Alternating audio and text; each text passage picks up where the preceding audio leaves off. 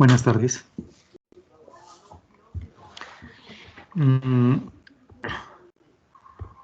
Hoy vamos a continuar con los operadores. Entonces vamos a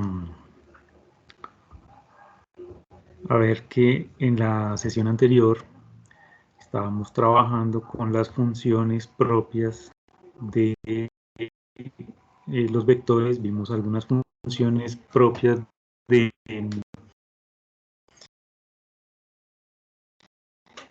hacer cálculos sobre los datos que hay en una estructura específica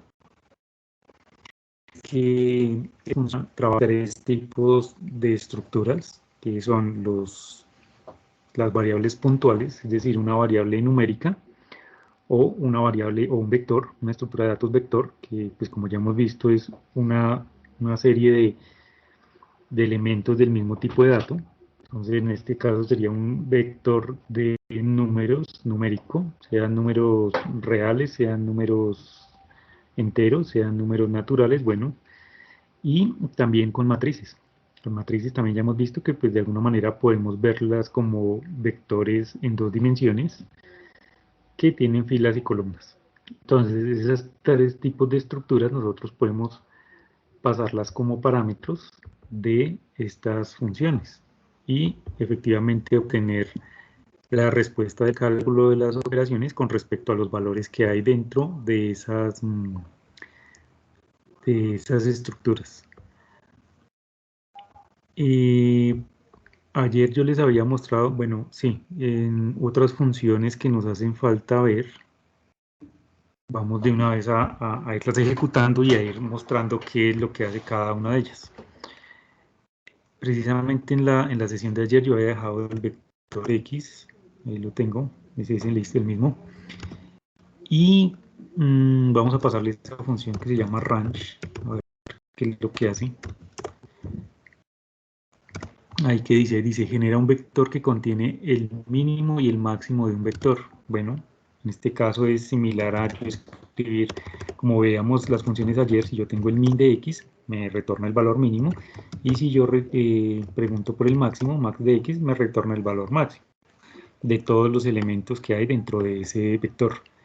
En este caso range lo que hace es como si yo ejecutara las dos funciones al tiempo, min y max, y en un mismo vector me va a retornar en la primera posición el valor menor de todo ese vector y en la segunda posición el valor mayor de todo ese vector.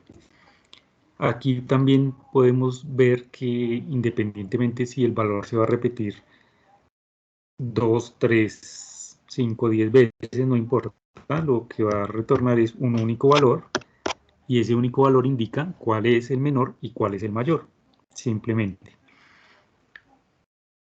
Vuelvo y digo, estas funciones tienen las ventajas de que yo puedo ejecutarlas en las estructuras de datos y automáticamente, internamente, esas funciones van a recorrer toda la estructura de datos y van a arrojar los valores correspondientes de toda la información que está contenida en la estructura.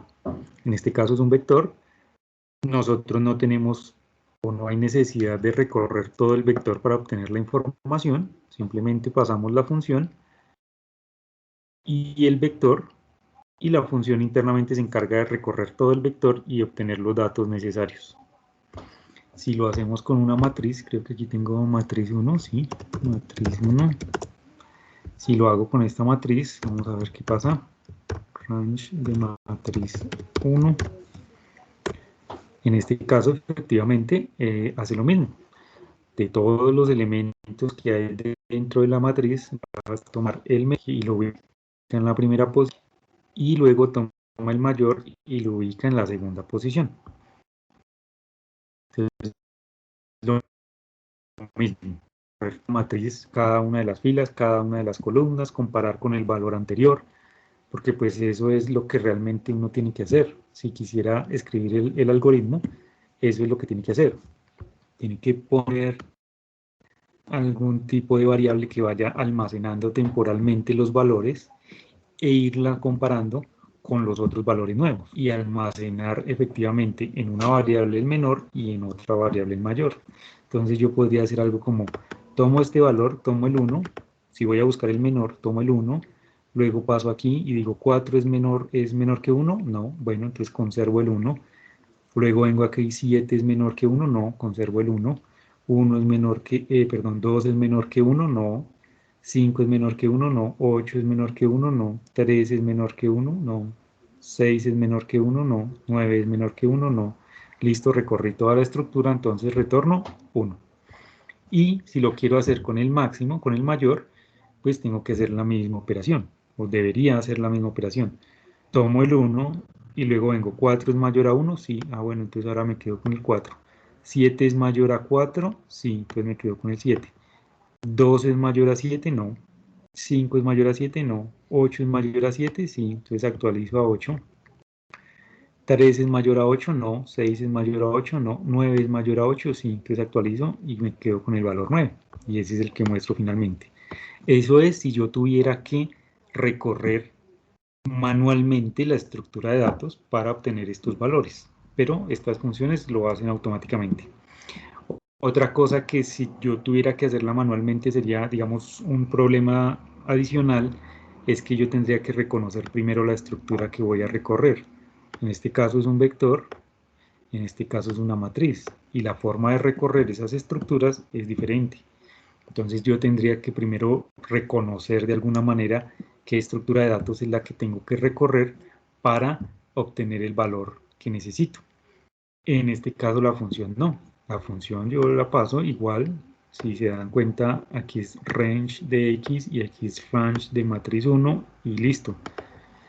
Internamente R reconoce cuál es la estructura, sabe cómo recorrerla y me va a arrojar los valores correspondientes, el del menor y el del mayor. Entonces son ventajas que nos permite el lenguaje de programación y nos ahorra código porque pues nosotros no tenemos que hacer eso. Internamente las funciones ya saben cómo hacerlo. Esa era la que nos faltaba por ver ayer y habíamos visto esta ya, la mediana, el cuantil y el resumen, ya lo habíamos visto. Vamos a ver otras funciones. Esta función, sigamos con los, bueno, aquí si sigamos con los mismos vectores X. Si yo le digo consum del vector X, ¿qué es lo que va a hacer? Va a ir acumulando las sumas progresivas de cada uno de los elementos del vector. Si miramos bien, este último valor debería ser la suma de todos los elementos del vector. Hagamos esa comprobación. Exactamente, este último valor corresponde a la suma de todos los elementos. ¿Y qué quiere decir el resto de los elementos? ¿No? Pues es la suma. El primer elemento es el mismo, 14. El segundo es el elemento 17. Entonces, aquí como resultado va a ser la suma de 14 y 17. 14 más 17, 31. Luego más 7, 38. Más 9, 47. Más 3, 50. Más 4, 54. Más 5.000, 5.054. Más 21, 5.075. Más 24, 5.099. Más 11, 5.110. Básicamente es eso, es como si me mostrara el paso a paso de cómo está haciendo la suma de todos los elementos. Veamos cómo lo hace con la matriz. En este caso vamos a poder ver cómo se está recorriendo la matriz. 1, 3, 6, 10, 15, 21, listo. ¿Qué quiere decir? El primer elemento que tomó fue el 1, entonces acá. El segundo elemento es 3, ¿qué quiere decir? ¿Qué hizo? Pues sumó 1 más 2, o sea, va hacia abajo, va recorriendo primero las filas y luego las columnas. Luego a ese 3 le sumó otro 3, 6, aquí está, pasó acá. Luego dio 4, entonces llevábamos 6 y sumó este 4, da 10. Luego el 5 da 15, luego el 6 da 21, luego el 7 da 28, luego el 8 da 36 y finalmente el 9 da 45. Entonces ahí nos estamos dando cuenta cómo está recorriendo la estructura de datos. Porque pues no es lo mismo si yo hago suma de matriz 1, me va a dar 45 y sí está correcto, pero yo no sé de qué forma hizo el recorrido de esa estructura de datos. porque como yo les decía anteriormente, el recorrido se puede hacer primero por columnas. Entonces 1, 4, 7, 2, 5, 8, 3, 6, 9. En este caso no, en este caso está haciendo primero el recorrido por filas, o sea 1, 2, 3, 4, 5, 6, 7, 8, 9. Y así es como los va a ir sumando y los va a ir acumulando. Entonces eso es lo que hace esa función. Me va a ir mostrando los resultados parciales de las sumas de cada uno de los elementos de la estructura de datos. Eso es lo que hace esa función. También hay una función que acumula las multiplicaciones.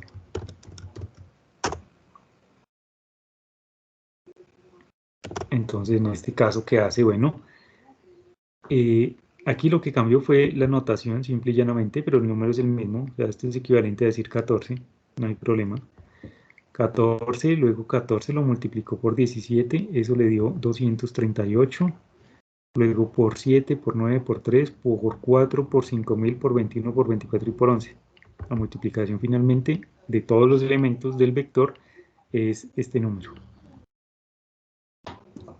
Con la matriz funciona igual. Va a ir mostrando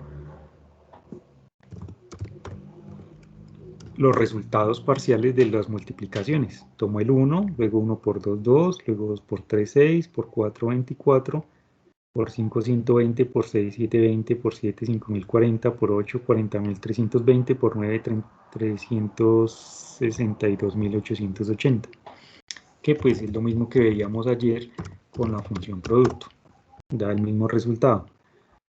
La cuestión aquí es que podemos ver los resultados parciales de las operaciones y también podemos ver cómo es que está recorriendo la estructura de datos en determinado caso.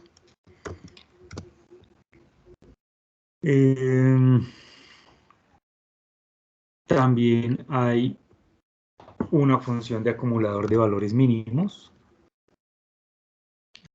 En ese caso es cummin. ¿Qué es lo que hace?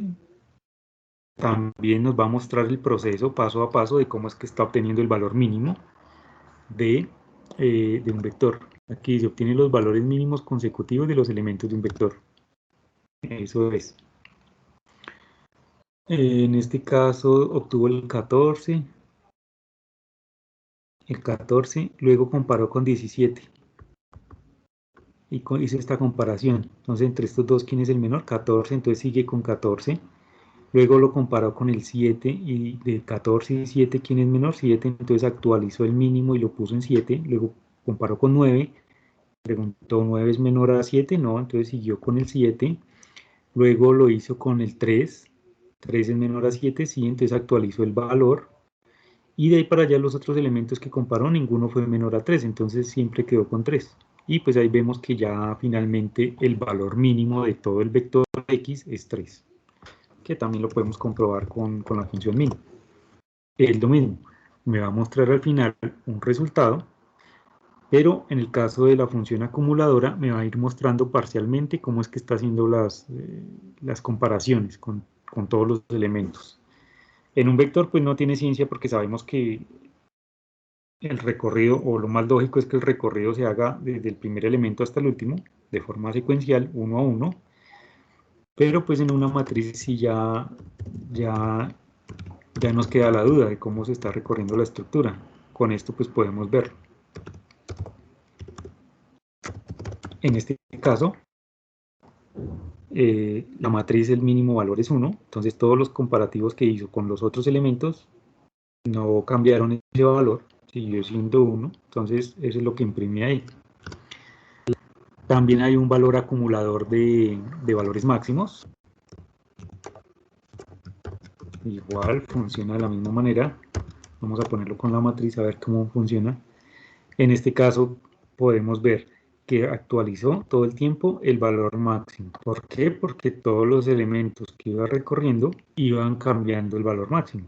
Entonces primero tomó el 1, luego tomó el 2 y preguntó, ¿2 es mayor a 1? Sí, entonces lo cambió a 2. Con el 3 hizo lo mismo, vino acá, 3 es mayor a 2, sí, entonces lo cambió a 3, y así sucesivamente hasta que terminó de recorrer la estructura y el valor último que quedó fue el 9.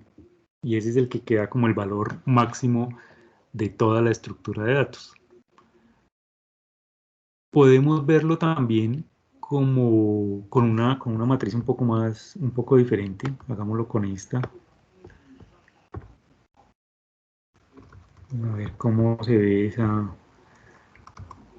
esa búsqueda del valor máximo. Ahí está. Dice, empieza por aquí por el 3. Es el primer valor que toma, entonces asume que ese es el máximo al comienzo, cuando arranca. Luego pasa al 2. Dice, ¿2 es mayor a 3? No. Entonces continúa con el 3. Luego pasa aquí al 8. ¿8 es mayor a 3? Sí. Entonces actualiza y ahora tiene 8. Viene el siguiente, 5 es mayor a 8, no. Entonces seguimos con el 8. Luego viene 8 es mayor a 8, no. Entonces seguimos con 8. Y finalmente dice 9 es mayor a 8, sí. Entonces actualizamos a 9. Terminó de recorrer la estructura de datos, ya no hay más valores que comparar, entonces se queda con el último valor que obtuvo. En este caso fue el 9. Y si lo comparamos con el max de la función max sobre la misma estructura, efectivamente pues, nos va a dar 9. Bueno, aquí dice pmin obtiene los valores mínimos comparando los elementos pasados por parámetros. En ese caso lo que hace es comparar los elementos de la estructura con un elemento externo. Es decir, yo tengo aquí x, ahora voy a mirar el pmin de x con respecto a 5, por decir algo. ¿Qué pasa en este caso? Igual, va a recorrer la estructura, pero en lugar de comparar los elementos uno a uno de la estructura con ella misma, o los valores, lo que va a hacer es compararlos con un valor externo que yo le paso por parámetro. En este caso, el valor externo que yo le acabo de pasar es el número 5. ¿Qué hace? Toma el primer elemento del vector y dice, entre 14 y 5, ¿quién es menor? 5. Ah, bueno, entonces imprime el 5. Entre 17 y 5, ¿quién es menor? 5. Imprime 5. Entre 7 y 5, ¿quién es menor? 5. Imprime 5. Entre 9 y 5, ¿quién es menor? 5. Imprime el 5. Entre 3 y 5, ¿quién es menor? 3. Entonces ahí ya cambia e imprime 3. Luego dice entre 4 y 5, ¿quién es menor? 4. Imprime 4. Y el resto de los elementos, pues sí, sigue mostrando el 5. Entonces en ese caso, estoy comparando yo los elementos de mi estructura de datos con elementos externos. O incluso yo podría comparar datos entre estructuras de datos diferentes. Yo podría compararlos. Y ahí me va a salir el menor, en este caso, de los elementos que estoy comparando. Supongamos que, bueno, yo tengo ese vector X ahí y voy a crear otro vector. Creemos este vector que se llama 3. O no, este vector que se llama 1. Creemos este. Y voy a compararlos entre X. Ah, perdón, aquí no. Voy a comparar a X con el vector 1. ¿Qué pasa ahí? Exactamente igual. Va a ir recorriendo los elementos uno a uno y va a irlos comparando. En este caso, tengo el vector X, el vector 1, y si yo hago la comparación, entonces, ¿qué es lo que hace? El primer elemento es 14, el segundo es 17, el otro es 7. Bueno, aquí lo que hace es comparar los elementos uno a uno. Este con este, ¿quién es menor? 14. Este con este, ¿quién es menor? 17. Este con este, ¿quién es menor? 7. Este con este, ¿quién es menor? 9. Y este con este, ¿quién es menor? 3. Y luego de ahí en adelante, como los vectores no son del mismo tamaño, R internamente lo que hace es completarlos para poderlos comparar. ¿Qué quiere decir eso? Que cuando hizo aquí la comparación de 4 con 7.54, pues lógicamente el menor fue 4. Ahora, 5000 ¿con quién lo va a comparar? Bueno, en este caso hizo, perdón, la última comparación que hizo fue 3 con 7.54. Entre 3 y 7.54, ¿quién es menor? Pues 3, pues mostró aquí 3. Ahora, este 4, ¿con quién lo va a comparar si ya no hay más elementos en vector 1? Bueno, entonces lo que hace R es completar el vector para poderlo comparar con el de arriba, con X. En ese caso lo que hace es tomar otra vez el primer vector, el primer elemento del vector y ponerlo aquí al final. Entonces estaría comparando 33 con 4. Entonces arrojó pues 4, el menor. Luego 233.300 con 5.000. Entonces dio 233.500. Luego 21 con 452 dio 21. Luego 24 con 323 dio 24. Y finalmente 11 con 754, entonces dio 754. ¿Cuál es la diferencia respecto a la función como la utilicé antes con el número 5? Cuando yo hice el comparativo con el número 5, este mismo número lo comparó con todos los elementos del vector X. En el segundo caso, estoy comparando dos vectores. Entonces, ¿qué es lo que hace? Pues compara los elementos uno a uno. O sea, no va a comparar el 33.400 con todos los elementos del vector X, no. Va a comparar la primera posición del elemento X con la primera posición del elemento vector 1. La segunda posición del elemento X con la segunda posición del elemento vector 1. Y así sucesivamente. Si los vectores no son del mismo tamaño, lo que hace R es completarlos hasta que coincidan. ¿Y cómo los completa? Bueno, pues tomando los valores del vector otra vez desde el principio. En este caso tomó 33.400, tomó 233, tomó... bueno, en este caso los tomó todos. Es como si yo hubiera copiado todos estos elementos y los hubiera puesto aquí otra vez atrás. Eso fue lo que hizo. Pero pues lo hace en la medida en la que necesite elementos para completar. Esto lo hace tanto para el vector, el primer vector como el segundo. Intenta completarlos. Bueno, ahora miremos la misma función. ¿Qué pasa con la misma función y las matrices? Yo puedo comparar matriz 1 con 5 y efectivamente en este caso lo que va a hacer es mostrarme el resultado recorriendo la matriz y me va a mostrar el resultado sin cambiar la geometría de la matriz. Entonces, viene aquí 3. 3 es menor a 5, sí, entonces muestra 3. 2 es menor a 5, sí, entonces muestra 2. 8 es menor a 5, no, entonces muestra 5. 5 es menor a 5, bueno, son iguales, entonces deja el 5. 8 es menor a 5, no, entonces muestra 5. Y 9 es menor a 5, no, entonces muestra 5. Y el resultado pues es este.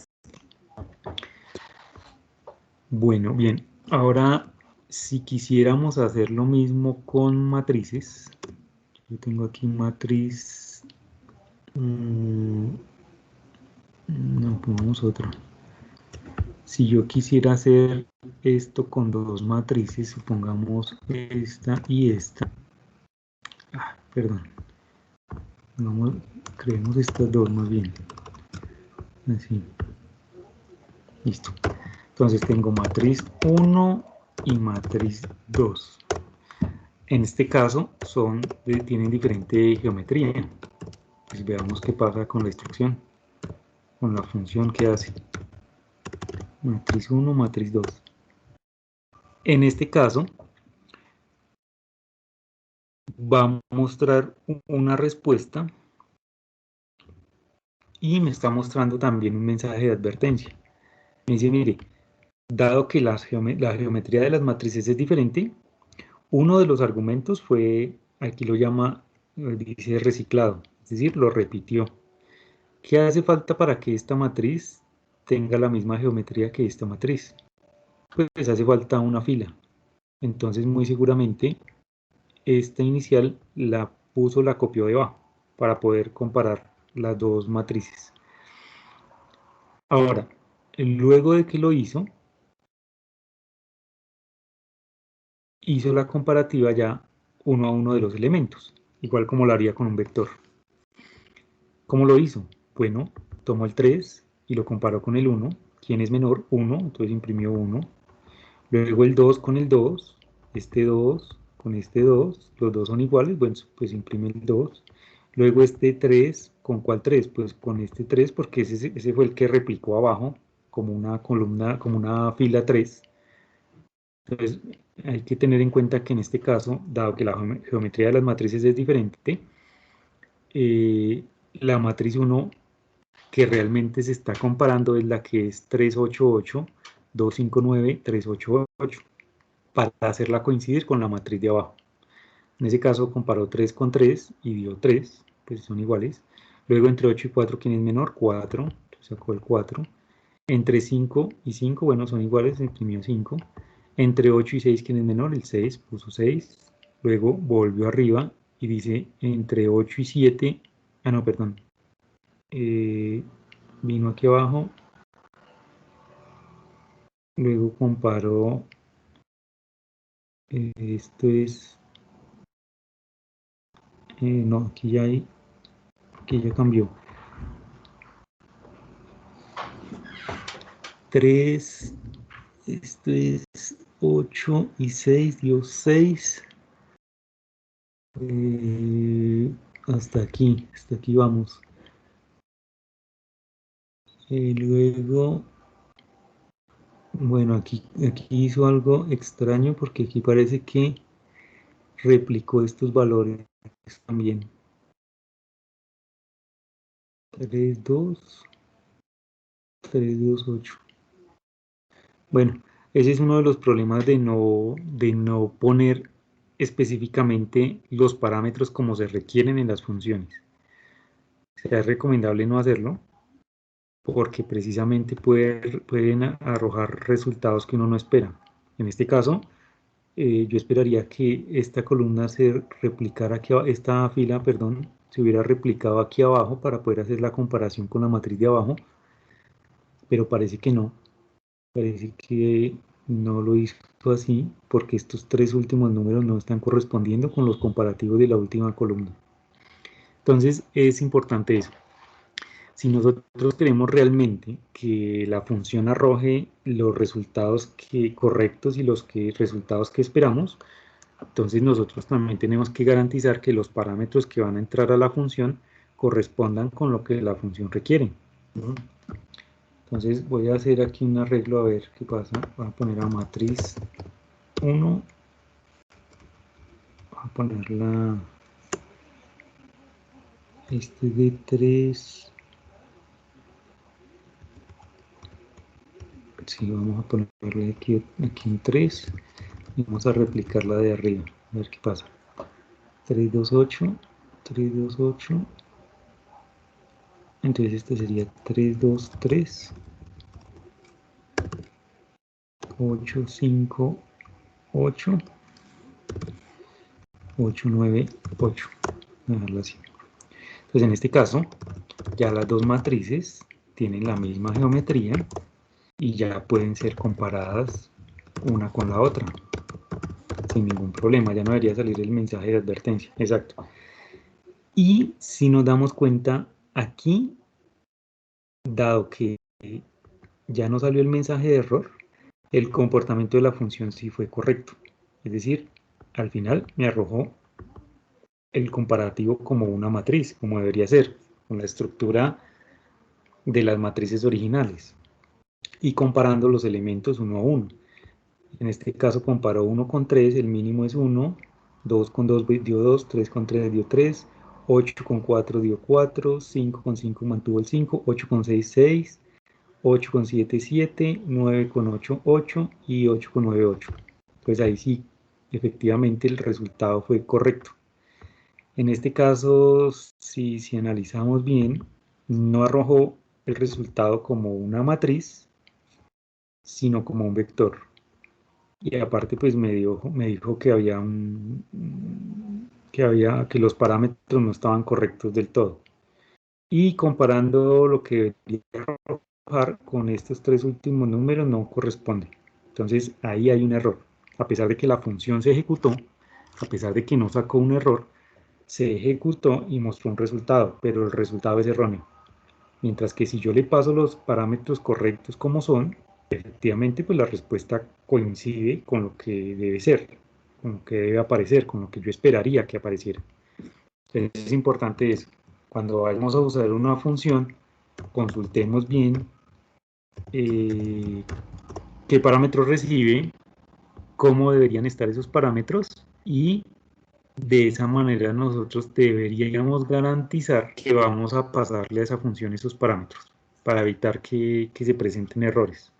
Puede ser que no haya errores al momento de ejecutar el programa, pero sí se pueden presentar errores en el momento en el que nosotros vayamos a verificar los resultados. Entonces es un problema. Bueno, otra función dice obtiene los valores máximos, es igual que pmin, pero pues entonces en este caso es pmax, o sea, es decir, lo que va a hacer es comparar los valores uno a uno y obtener es el valor máximo en lugar del mínimo. Y funciona igual, yo le paso las estructuras de datos y yo le paso también una estructura de datos con la cual comparar o le paso un número con el cual comparar.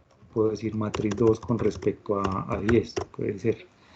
Y ahí me va a retornar el máximo por cada uno de los elementos, dependiendo el caso. Entonces en ese momento va a ir evaluando uno a uno los elementos de forma independiente y va a ir consultando y va a ir arrojando el valor. ¿Quién es mayor? Este. ¿Quién es mayor? Este. Y así sucesivamente.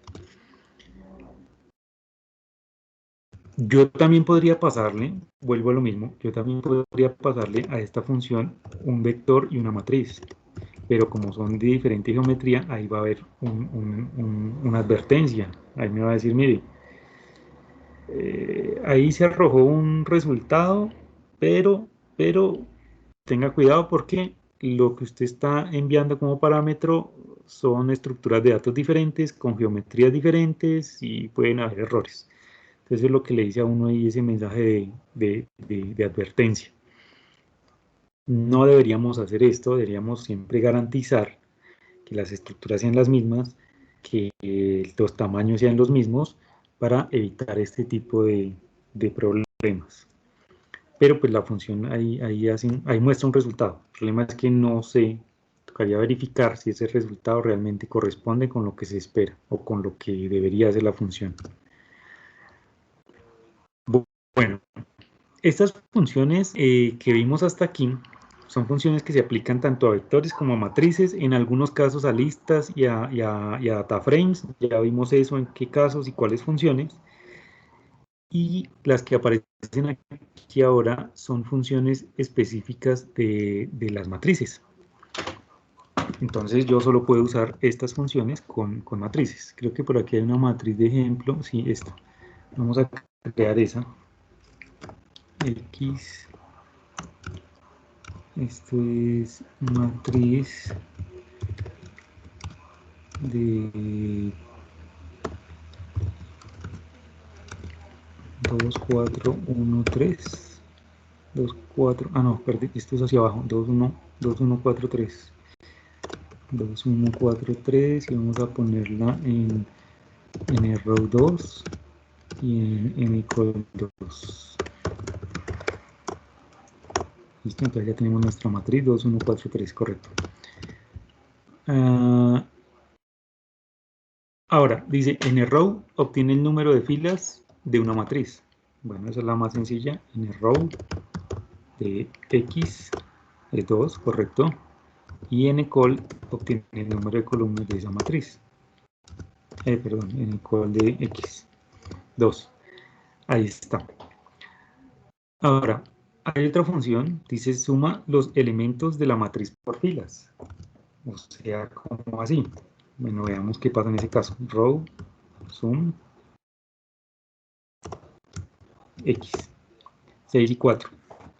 ¿Qué hizo? Pues tomó la fila completa y sumó los elementos. En este caso, 2 y 4, 6. Y en este caso, 3 y 1, 4. Eso es todo. Si miramos bien, cuando escribimos aquí row, hay más funciones asociadas a las columnas específicas, perdón, a las filas específicas de la matriz, que podemos usar. Yo puedo calcular la media de la matriz, veamos eso, 3 y 2, o sea que hizo 4 más 2, 6, dividido 2, 3, y 3 más 1, 4, dividido 2, 2. Entonces calculó la media por cada una de las filas de la matriz. Hay otras funciones, row, si yo escribo row, la suma, también puedo ponerle nombres. Habíamos visto por ahí que uno puede ponerle nombres a las filas y a las columnas de las matrices, o de los vectores, o de los data frames. Entonces esa función también está ahí. También hay funciones por columnas. Ahí está. También yo puedo sumar las columnas de X, 3 y 7. Pues aquí sumo 2 más 1, 3 y 4 más 3, 7. Y también puedo hacer una columna, la media de las columnas. En este caso sería 2 más 1, 3. 3 dividido 2, 1.5. Y 4 más 3, 7. 7 dividido 2, 3.5. Ahí está calculando la media de las dos columnas. Básicamente eso. Bueno, aquí las tengo. Suma los elementos de la matriz por columnas, calcula la media de los elementos de la matriz por columnas, calcula la media de los elementos de la matriz por columnas. Bueno, ¿qué otra cosa podemos hacer con una matriz? Generar la matriz traspuesta con la función T. ¿Qué es la matriz traspuesta? Pues no es otra cosa que la misma matriz, pero cambiando las filas por columnas y las columnas por filas. Veamos qué pasa con X. Aquí los elementos son, si yo los voy a describir de primero por columnas y luego por filas, son 2, 1, 4, 3. Si hago el mismo recorrido en la traspuesta es 2, 4, 1, 3. ¿Qué hizo? Pues intercambió las filas por columnas y las columnas por filas. Si yo quisiera acceder a un elemento de una matriz, ya sabemos que es con el valor, con el nombre de la matriz y la posición en la que quiero consultar. Supongo que yo quiero consultar la posición 1, 2, es el número 4 para la matriz X, ahí está. Pero si yo quiero hacer lo mismo con la matriz traspuesta, resulta que ya no es 4, sino es 1. ¿Qué fue lo que cambió? Bueno, pues el orden de las filas y las columnas. Cuando yo hago x1, 2 me da 4, cuando yo hago x2, 1 me da 1. Este x2, 1 ahora se convierte en el x1, 2, que es este. Y el x1, 2 ¿en quién se convierte? Pues en el x2, 1. Bueno, en la traspuesta de x2, 1. Es decir, si yo escribo en la traspuesta 2, 1 me va a dar 4. Efectivamente. Lo que hace es como si cambiara el orden de los elementos de la matriz, pero en filas y en columnas. Hagan de cuenta como si yo hiciera una rotación de la matriz. Pasan los elementos de ser filas a ser columnas y al sentido contrario. Eso es todo. También se puede calcular el determinante de una matriz. Bueno, con una matriz de 2 por 2 es sencillo. Ustedes recuerdan, perdón, esta no es, ¿cuál fue la que creé? X. El determinante de X, recuerden que el determinante se calcula multiplicando la diagonal, primero esta diagonal y restándole la otra diagonal. En este caso sería 2 por 3, 6, menos 4 por 1, 4. Entonces 6 menos 4 da 2. Pues ese es el determinante básicamente. Entonces para matrices de 2 por 2 es sencillo, para matrices de una dimensión mayor, de un tamaño mayor, no de una dimensión mayor, de un tamaño mayor, el procedimiento es un poco más complejo, pero pues en esencia es eso, es como multiplicar diagonales y restar por las otras diagonales.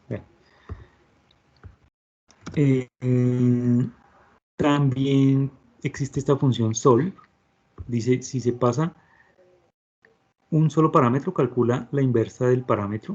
Si se pasan dos parámetros, entonces calcula la solución al sistema a x más b. Bueno, entonces, ¿cómo es esa cuestión? Tengo la matriz X, pongo sol de X, da esta matriz. ¿Qué es esa matriz? Esa matriz es la inversa de X. Es la inversa de X. O sea, ¿qué quiere decir la inversa de X? Pues que si multiplico X por su inversa me da la matriz identidad. ¿Cuál es la matriz identidad? La matriz que tiene por diagonales unos y el resto ceros. ¿Cómo yo demuestro eso? Bueno, podría multiplicar la matriz por su inversa. Debería dar la matriz identidad. Sí, no. Dice que del parámetro. ¿Sí se está? Ah, perdón, sí. Lo que pasa es que esto es multiplicación de matriz. Ahí está. Entonces, el resultado es efectivamente la matriz identidad, en donde la diagonal son 1, 1, 1, y el resto de la matriz es ceros. Esa es la matriz inversa, básicamente. ¿Cómo es el procedimiento para sacar esa matriz inversa? Bueno, ya es otra historia, eso ya hay una serie de cálculos que se hacen para obtener esa matriz. Pero lo que tenemos que nosotros saber aquí es que esta función solve, si yo le paso una matriz como parámetro, el resultado es la matriz inversa de esa matriz que paso como parámetro, no más. ¿Qué pasa si yo le paso un parámetro adicional? Es como si yo planteara un sistema lineal que tuviera que resolver. En este caso es ax más b. Y el ejemplo es este. Vamos a ver qué quiere decir eso. Sol, x y el vector 1, 2. Ahí me da menos 2.5, 1.5. ¿Qué quiere decir? Que es como si yo estuviera resolviendo el sistema lineal que dice de dos variables, que dice 2x1 más 4x2 es igual a 1. ¿Por qué a 1? Pues porque yo le pasé el vector 1, 2. Y aquí es como si yo dijera x1 más 3x2 es igual a 2. Entonces, ¿qué valores tienen que tomar x1 y x2 para que esas dos condiciones se cumplan? Pues aquí me dice menos 2.5 y 5 y 1.5. ¿Cómo comprobamos eso? Pues hagamos la operación. 2 por menos 2.5 más 4 por 1.5. Eso debería dar 1. Correcto. Ahora, 1 por menos 2.5 más 3 por 1.5. Eso debería dar 2. Correcto. Entonces, si x1 toma el valor de menos 2.5 y x2 toma el valor de 1.5, el sistema lineal que dice 2x1 más 4x2 es igual a 1 y x1 más 3x2 es igual a 2, debería tomar x1 y x2 deberían tomar esos valores respectivamente, x1 menos 2.5 y x2 1.5. Entonces ahí estamos resolviendo un sistema lineal, básicamente. Eso es lo que estamos haciendo. ¿Cuál es la restricción de estos parámetros? Bueno, que el primer parámetro tiene que ser una matriz, necesariamente. Es la que describe los coeficientes de las variables del sistema lineal. Y el segundo parámetro tiene que ser un vector que describa los resultados de las ecuaciones que componen el sistema lineal. Entonces, en este caso, la matriz es de 2 por 2. El vector tiene que ser un vector de tamaño 2. Tiene que corresponder con el número de filas. En este caso es este. Bueno, con el número de filas y el número de columnas. Porque si es un sistema lineal, tiene que haber el mismo número de incógnitas y el mismo número de ecuaciones. Entonces la matriz tiene que ser cuadrada. ¿Cuadrada qué quiere decir? Pues que sea de 2 por 2, de 3 por 3, de 4 por 4, de 5 por 5. Tiene que tener el mismo número de filas y el mismo número de columnas. Y por tanto el vector también tiene que corresponder con el tamaño. En este caso, el número de filas es 2, el número de columnas es 2, el vector tiene que ser de tamaño 2. Si yo quiero resolver un sistema más grande, de 3 por 3, la matriz tiene que ser de 3 filas, 3 columnas, y el vector correspondiente tiene que ser de tamaño 3. Creo que aquí tengo una matriz más grande, matriz 1. Ahí está, tengo esa matriz de 3 por 3.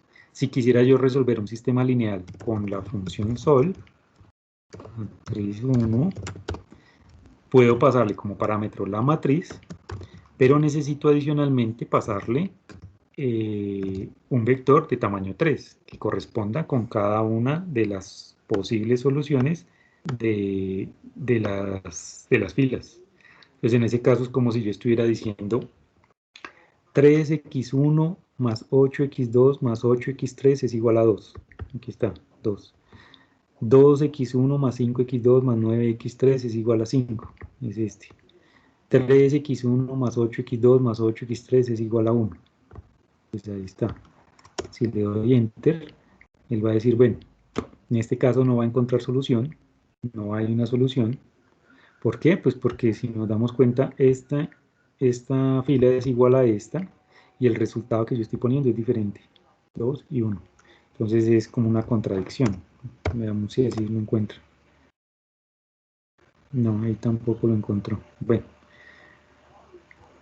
entonces en ese caso, esa función lo que va a hacer es eso.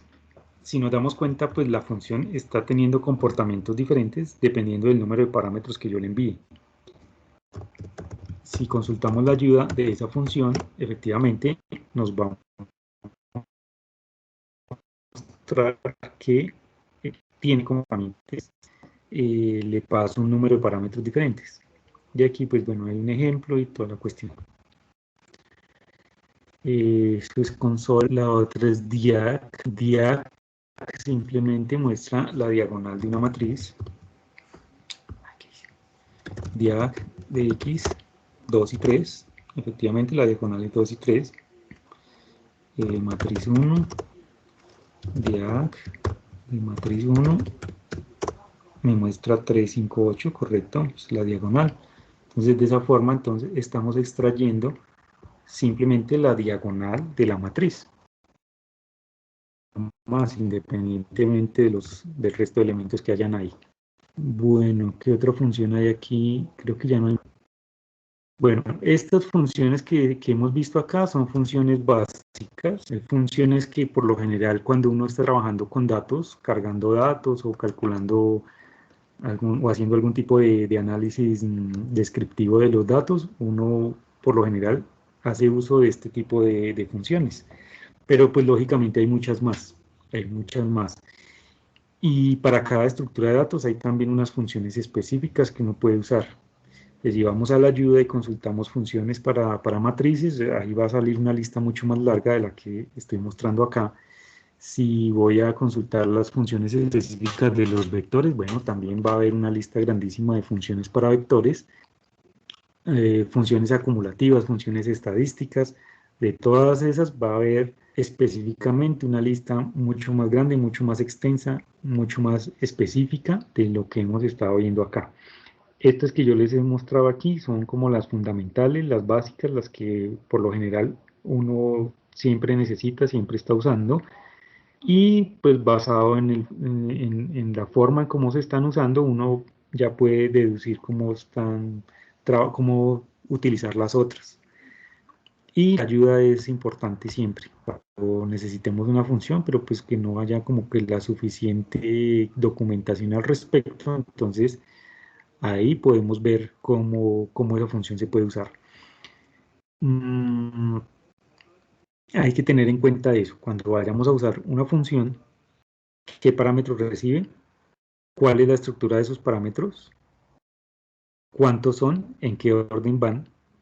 Si yo necesito poner una función con varios parámetros, pero quiero cambiar el orden, recuerden, también lo vimos en algún momento, yo puedo poner el nombre específico del parámetro para evitar que R se confunda con respecto a qué parámetro va primero o va después, en dado caso que yo quiera pasar los parámetros en un orden diferente.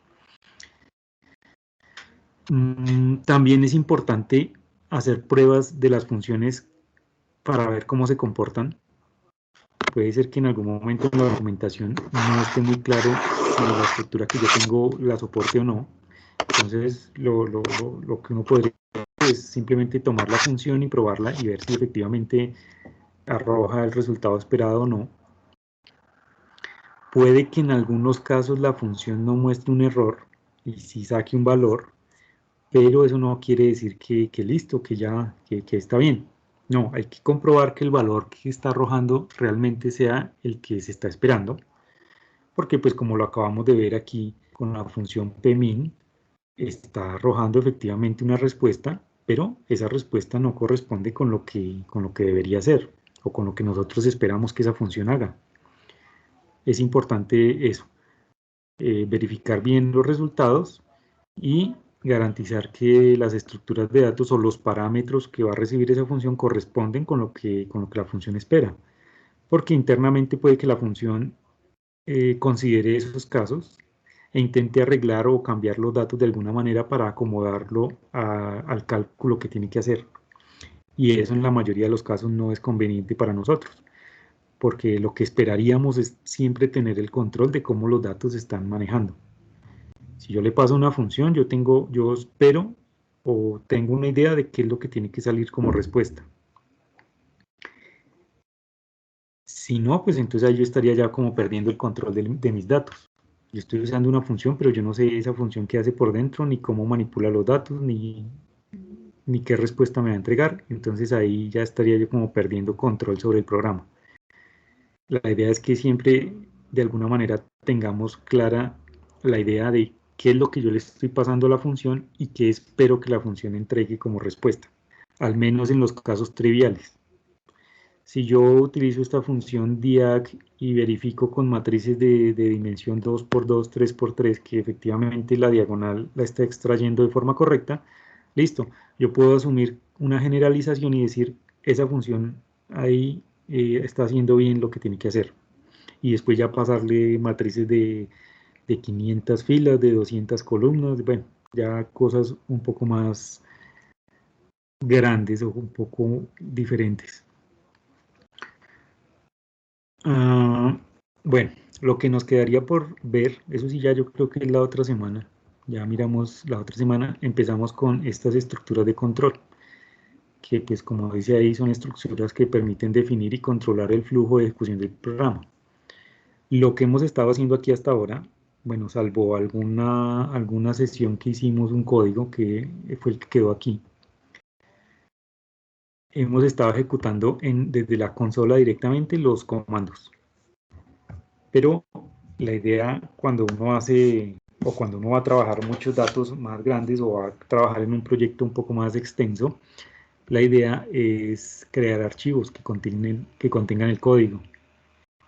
Y esos archivos no solamente se van a limitar a ejecutar instrucciones, sino que nosotros también vamos a poder, según los resultados que obtengamos, controlar el flujo de esos programas y hacer que, si por decir algo, si esta operación me dio 5, entonces ejecute este bloque de código. Si dio 7, ejecute este otro código. Si dio mayor a 10, ejecute este otro código. Entonces vamos nosotros a poder, dependiendo de ciertas condiciones que necesitemos, según sea el caso, controlar el flujo del programa. Entonces eso lo vemos la siguiente semana. Bueno, ¿hay preguntas de lo que hemos visto hasta aquí?